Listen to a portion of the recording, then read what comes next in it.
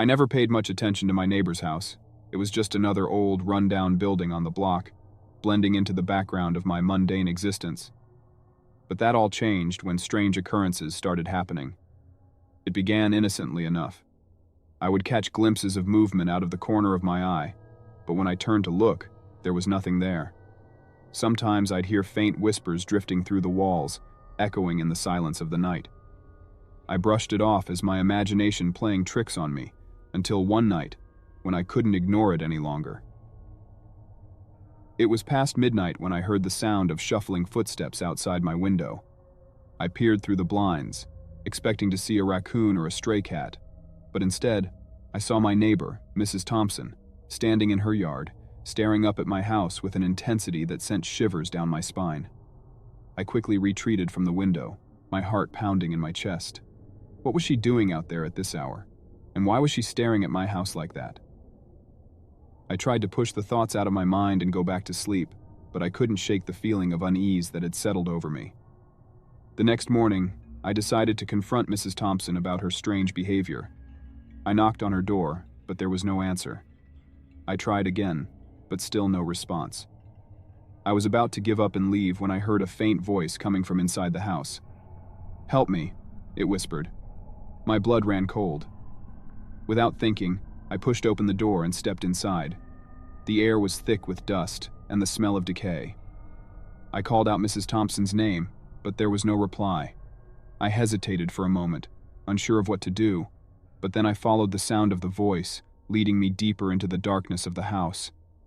As I ventured further into the gloom, I began to see flickering shadows dancing along the walls, twisting and contorting in unnatural ways. The whispers grew louder, echoing through the empty halls like a chorus of the damned. I pressed on, driven by a mixture of fear and curiosity. Finally, I reached the source of the voice, a small, dimly lit room at the end of the hallway. I pushed open the door and gasped in horror at what I saw. Mrs. Thompson was lying on the floor, her body twisted and contorted in an unnatural pose.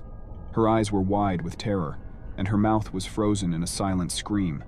And standing over her was a figure cloaked in darkness, its features obscured by shadow. I stumbled backwards, the realization of what I was seeing hitting me like a ton of bricks. Whatever had been lurking in Mrs. Thompson's house was no mere figment of my imagination. It was something far more sinister. I turned to flee, but before I could make it to the door, the figure spoke, its voice like nails on a chalkboard. "Leaving so soon?" it rasped. I froze in terror, unable to move as the figure slowly advanced towards me. I could feel its icy breath on my neck, sending shivers down my spine. "Who are you?" I managed to stammer, my voice barely above a whisper. The figure chuckled darkly. "I am the darkness that lurks in the shadows, the fear that haunts your dreams. I am the nightmare that you cannot escape." I tried to run, but it was no use. The darkness enveloped me, swallowing me whole as I descended into madness. When I woke up, I was lying in my own bed, drenched in sweat. It took me a moment to realize that it had all been a dream, or at least I hoped it was a dream. I stumbled out of bed and made my way to the window, half expecting to see Mrs. Thompson's house looming ominously in the darkness.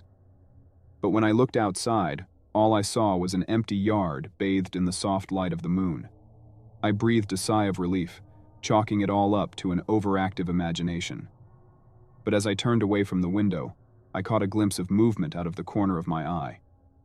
I froze, my heart pounding in my chest as I saw Mrs. Thompson standing in her yard, staring up at my house with an intensity that sent shivers down my spine.